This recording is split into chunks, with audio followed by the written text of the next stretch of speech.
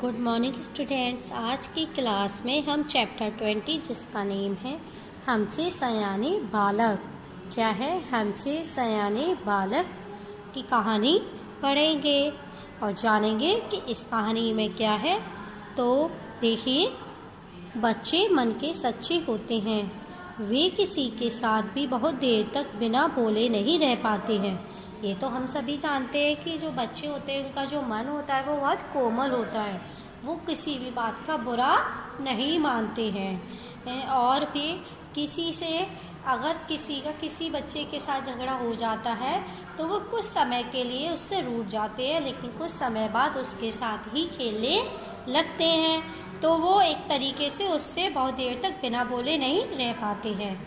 उनकी खुशी स्थायी होती है और दुख अस्थायी। मतलब उनकी जो खुशियाँ होती है ना, साथ रहने का जो खुशी होती है वो क्या होती है, स्थायी होती है। मतलब जिसको हम मिटा नहीं सकते। अगर उन्हें जिसका साथ पसंद है तो उन्हें उसके साथ खुशी ही मिलेगी। और लेकिन उनका जो दुख होता है, उनकी जो समस्या होती है, कभी कभी जो झगड़ा हो जाता है वो कैसा होता है, स्थायी होता है। एक तरीके से थोड़े समय के लिए होता है जिसको वे बाद में भूल जाते हैं। देखिए, रूस देश की बात है। यह कहानी किस देश से संबंधित है? रूस देश से। किस देश से संबंधित है? रूस देश से।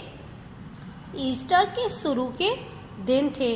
मतलब ईस्टर त्यौहार के शुरुआत के दिन थे। इसका मतलब है कि जिस दिन ईसा मसीह को सूली पर चढ़ाया गया था उसके 3 दिन बाद वह मरकर वापस आ गए थे। इसी खुशी में यह दिन, मतलब ये त्यौहार मनाया जाता है। बर्फ़ गलने लगी थी उस समय। जिस समय ईस्टर का त्यौहार था उस समय वहाँ पर क्या थी, बर्फ़ गलने लगी थी। गल गल कर बर्फ़ का पानी गांव की गलियों में होकर बहता था। मतलब जब बर्फ़ पिघलेगी तो क्या होगा, उसका जो पानी होगा वो निकल कर वहाँ की गांव की गलियों में बह रहा था। एक गली में आमने सामने के घरों से 2 लड़कियां निकली। मतलब जब वो गांव की एक गली थी जिसमें आमने सामने घर से, मतलब एक घर के सामने दूसरे वाले घर से 2 छोटी छोटी लड़कियां निकली थी। गली में था पानी। तो क्या था वहाँ की गली में, मतलब उस गली में क्या था, पानी था। वह भी मैला, और वो भी कैसा था, गंदा। जहाँ कुछ ज़्यादा चौड़ी थी वहाँ पानी से तलैया सी बन गई थी। मतलब जहाँ जगह, जैसे कि गली वो कैसी थी, कहीं पर ज़्यादा चौड़ी थी कहीं पर कम चौड़ी थी। मतलब जहाँ पर ज़्यादा चौड़ी थी वहाँ पर एक तलैया सी बन गई। इसका मतलब होता है एक छोटा सा तालाब बन गया था। इन 2 लड़कियों में निनी बहुत छोटी थी। मतलब आमने सामने घर से जो लड़कियाँ निकली थी उनमें छोटी कौन थी, निनी। दूसरी मिसा इससे बड़ी थी। और जब एक छोटी थी तो दूसरी कैसी थी, बड़ी थी। और उसका क्या नाम था, मिसा। छोटी लड़की का क्या नाम था, निनी, और बड़ी लड़की का नाम था मिसा। उनकी माँ ने दोनों को नए फ्रॉक पहनाए थे। मतलब मिसा की माँ ने और निनी की माँ ने, उन दोनों ने कैसे कपड़े पहनाए थे, उन दोनों को नई नई फ्रॉक पहनाई थी। नन्ही निनी का फ्रॉक नीला था और मिसा का पीली छींट का। मतलब निनी का फ्रॉक कैसा था, नीला, और मिसा का कैसा था, पीली छींट का। कैसा था, पीली छींट का। दोनों के सिर पर लाल रूमाल थे और वो दोनों क्या लगाए हुए थे, लाल रंग के रूमाल लगाए हुए थे। अभी गिरजे से लौटी थी। अभी भी कहाँ से लौट कर आई थी, गिरजाघर से। कहाँ से लौट कर आई थी, गिरजाघर, मतलब चर्च से लौट कर आई थी कि आमने सामने मिल गई। और मतलब जब वे दोनों गिरजाघर से लौट कर आ रही थी तो वे आमने सामने, मतलब एक दूसरे के सामने आ गई। पहले दोनों ने एक दूसरे को अपनी फ्रॉक दिखाई और फिर खेलने लगी।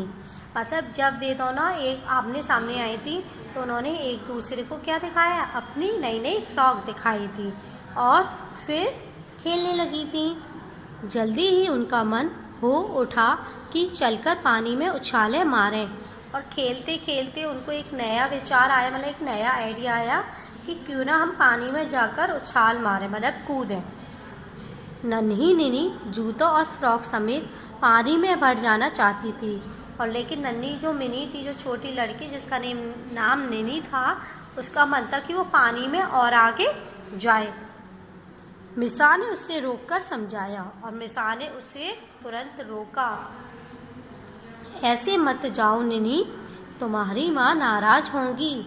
उसने बोला कि ऐसे मत जाओ, तुम नए कप फ्रॉक पहनी हो, जूते पहनी हो, मोजे पहनी हो, अगर तुम ऐसे जाओगी और गीले कपड़ों से घर जाओगी तो आपकी माँ नाराज होंगी। मैं अपने जूते मोजे उतार लेती हूँ, तुम भी उतार लो। उसने बोला कि मैं भी अपने जूते मोजे उतार रही हूँ, साथ में तुम भी उतार लो। दोनों ने ऐसा ही किया और अपने अपने फ्रॉक का पल्ला ऊपर संभाल पानी में एक दूसरे की ओर चलना शुरू किया। तो दोनों ने क्या किया, मतलब पहले तो सबसे पहले अपने जूते मोजे उतार लिए, जो फ्रॉक थी उसको थोड़ा सा ऊपर, मतलब उसको थोड़ा ऊपर किया और संभाल कर धीरे धीरे एक दूसरे की ओर बढ़ने लगी थी। क्योंकि वे क्या थी, एक कोने में निनी थी तो दूसरे कोने में मिसा थी, क्योंकि उनका घर कैसे थे, आमने सामने था, और वे गिरजा घर के लौट कर आ रही थी, तभी तो वे एक दूसरे के आमने सामने आई थी। और लेकिन उस बीच में क्या था, पानी था, उन्हें एक दूसरे से मिलना था, इसीलिए वे क्या किए, एक दूसरे की ओर आने लगे। पानी निनी के टखनों तक आ गया, तब वह बोली, मिसा जीजी, यहाँ तो पानी गहरा है, मुझे डर लगता है। जब निनी धीरे धीरे चलकर आ रही थी तो उसके टखनों तक, मतलब घुटने तक पानी आ गया, और वह मिसा से बोली, क्या बोली, मिसा जीजी, मतलब क्योंकि मिसा उससे बड़ी थी इसलिए उसने क्या बोला, मिसा जीजी, यहाँ तो पानी गहरा है, मतलब उसके घुटने तक पानी आ गया। अगर वो थोड़ा और आगे जाती तो क्या होता, और ऊपर हो जाता उससे।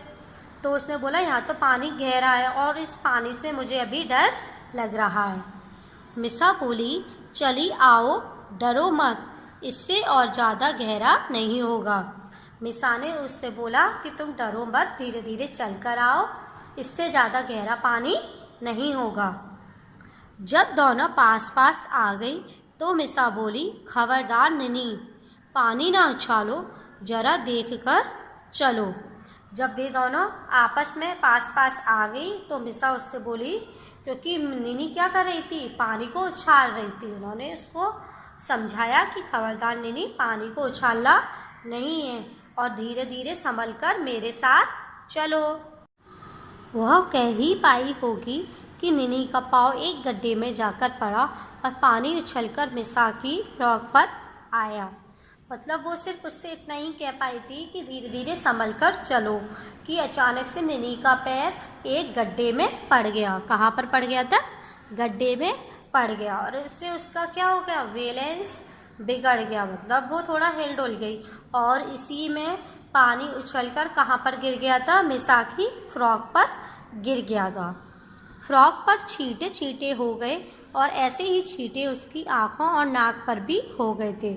मतलब अचानक से उसका पैर गड्ढे में गया था तो जो पानी उछलकर गया था वो उसकी फ्रॉक पर तो गया था, लेकिन साथ में उसके नाक और आँख पर भी चला गया था।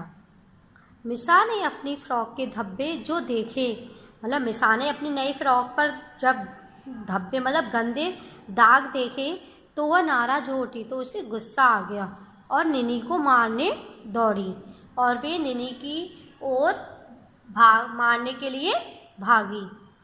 निनी घबरा गई और मुसीबत देख, मतलब अब निनी को मिसा से क्या लगने लगा था, डर लगने लगा था, क्योंकि वो उससे मारने आ रही थी। और अपनी तरफ मुसीबत को देखकर पानी से निकलकर घर भागने को हुई, और वो डर के कारण कहाँ भागने लगी, अपने घर की ओर भागने लगी। ठीक तभी मिसा की माँ उधर आ निकली, और अचानक से जब वो निनी अपने घर की ओर भाग रही थी तो मिसा की माँ भी उसको मिल गई। अपनी लड़की की फ्रॉक और उसकी आस्तीनें मैले कीच वाले पानी से सनी देख निनी से डपट कर बोली, शैतान कहीं की, गंदी लड़की, यह क्या कर रही है। जब मिसा की माँ ने मिसा की गंदी फ्रॉक और आस्तीनों को देखा तो वो बोलने लगी कि तुम इस गंदे कीचड़ वाले पानी से सनी फ्रॉक को देखकर निनी से गुस्से में बोली, शैतान कहीं की। मतलब कि वो लड़की शैतान है, तो या और कितनी गंदी है, और उसने उसकी बेटी की फ्रॉक को कैसे गंदा कर दिया। मिसा की माँ ने निनी को पकड़कर कनपट्टी पर एक चपत रख दिया। मतलब और मिसा की माँ को ये अच्छा नहीं लगा था कि निनी ने उनकी बेटी की फ्रॉक को गंदा कर दिया है, तो उन्होंने गुस्से में उसके कान पर एक थप्पड़ रख दिया। निनी हो हल्ला करके रोने लगी, इतने ऊंचे स्वर में कि सारी गली में आवाज़ पहुंच गई। सो उसकी माँ निकलकर बाहर आ गई। जब मिसा की माँ ने उसको थप्पड़ रख दिया था तो निनी ज़ोर से रोने लगी, और इतनी तेज़ रोने लगी कि आस पड़ोस के लोग तक उसकी आवाज़ पहुंच गई, और साथ में उसकी माँ के कानों तक भी उसकी आवाज़ पहुंच गई, और उसकी माँ उसकी आवाज़ सुनकर अपने घर से बाहर आ गई। तुम क्यों मेरी निनी को मार रही हो जी? उन्होंने मिसा की माँ से पूछा कि तुमने मेरी बेटी को क्यों मारा है। कहकर वह अपनी पड़ोसी को खूब खरी खोटी कहने लगी। और पहले तो उन्होंने ये बोला था कि तुम मेरी बेटी को क्यों मार रही हो, फिर उसके बाद वह अपनी पड़ोसी मतलब जो उसके घर के पास रहती थी उसको खूब भला बुरा कहने लगी। बातों ही बातों में बात बढ़ी और उन दोनों में खासा झगड़ा हो गया। मतलब सिर्फ एक फ्रॉक के चक्कर में वो बात इतनी बढ़ गई कि उन दोनों में झगड़ा जोर जोर से होने लगा। अन्य लोग भी घरों से निकल आए, और जो दूसरे लोग थे उनके घर के आसपास के लोग, वे भी इस झगड़े को देखने के लिए आ गए, और गली में भीड़ इकट्ठी हो गई। और इस झगड़े को देखने के लिए गली में भीड़ इकट्ठी हो गई। हर कोई चिल्लाता था, सुनता कोई किसी की नहीं था। मतलब हर कोई एक दूसरे पे चिल्लाए जा रहा था। मतलब क्योंकि आधे लोग मिसा की माँ की तरफ से कर रहे थे, और कुछ लोग निनी की माँ की तरफ से कर रहे थे। तो हर कोई चिल्ला रहा था, लेकिन कोई भी एक दूसरे की नहीं सुन रहा था। धक्कन धक्का की नौबत आ गई। मतलब वो लोग एक दूसरे को क्या करने लगे, मारने के लिए दौड़ने लगे। मतलब धक्का देने की स्थिति हो चुकी थी। मामला मारपीट तक जा लगा था कि मिसा की दादी आगे बढ़ी और समझाने बुझाने की कोशिश करने लगी। मतलब अब सिर्फ हाथापाई की नौबत रह गई थी, हाथापाई तक ही रह गया था कि अचानक से मिसा की दादी उन दोनों के पास आकर बोली और उन्हें समझाने की बहुत कोशिश की। तो बच्चों, अब इसके आगे की कहानी हम कल पढ़ेंगे और देखेंगे कि कैसे मिसा की दादी उन दोनों को समझाती है और क्या वे उनकी बातों को समझ पाते हैं। Okay, bye.